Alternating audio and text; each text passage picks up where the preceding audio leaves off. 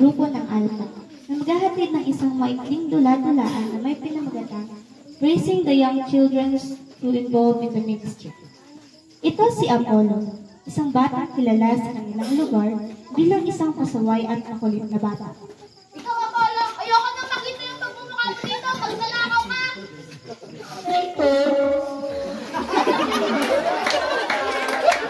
Tingin niyo dyan. Please, tingin siya dyan. Ano naman ng mga tropa ko?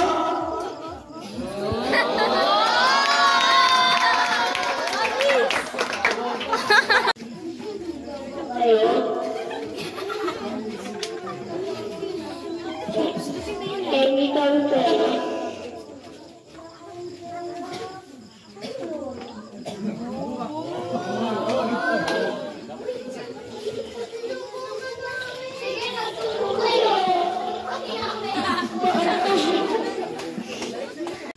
Uy, Stephanie! Angel! May mga bata dito! Tara, turuan natin! Pwede ba namin kayo maturuan ng salita nila? Sige na, sandali lang! Sige na, sandali lang! Alam niyo ba, mahal kayo ni Jesus? Gusto niyo bang tanggapin si Jesus sa puso ninyo? Sige, sundan niyo ako sa panalangin. Amen. Pwede ba namin kayo may bintahan sa simbahan? Ay, ayaw namin din. Eh, ikaw, gusto pa ba? Alam kong maglingkod sa Panginoon. Gusto ko po siya matuto eh. O tala, sumama kita sa simbahan.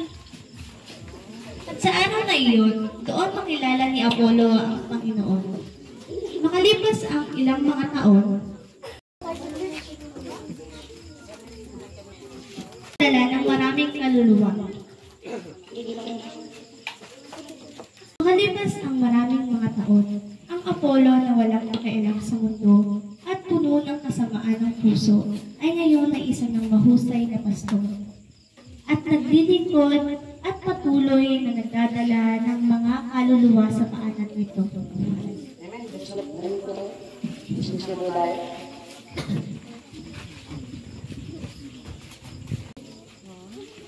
Ito po ba yung Sister Jenny? Apollo, ikaw na ba yan? Opo. Teka, di kita makita eh.